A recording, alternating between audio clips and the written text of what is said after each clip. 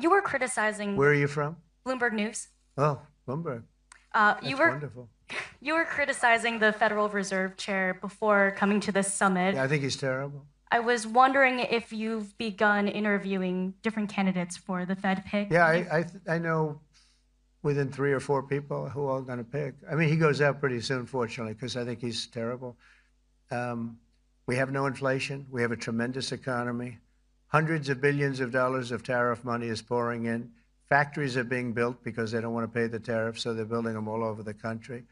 I think we're close to $15 trillion. I told you 5.1 trillion from the Middle East alone, but of investment money coming in. There's never been anything like that in the history of our country. But we have no inflation. And we have borrowing because Biden, stupidly, they did short-term debt. So we have borrowing coming up.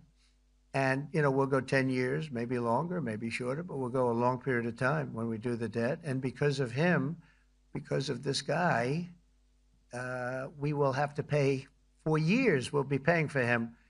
And I said to him, listen, there's no inflation.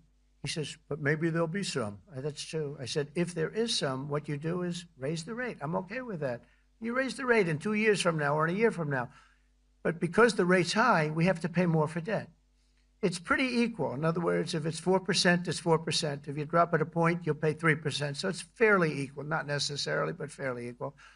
So we're going to end up paying maybe 2 points or 3 points more. 3 points would be about $900 billion a year because of this very average mentally person. He's an average mentally person. I'd say low in terms of what he does, low IQ for what he does, okay? Wait, so instead of paying $900 billion, we don't want to pay 900 just because he doesn't want to lower the rate. I said, if there's inflation in 2 years or 3 years or 1 year from now, you raise the rate and you take care of the inflation, among other things.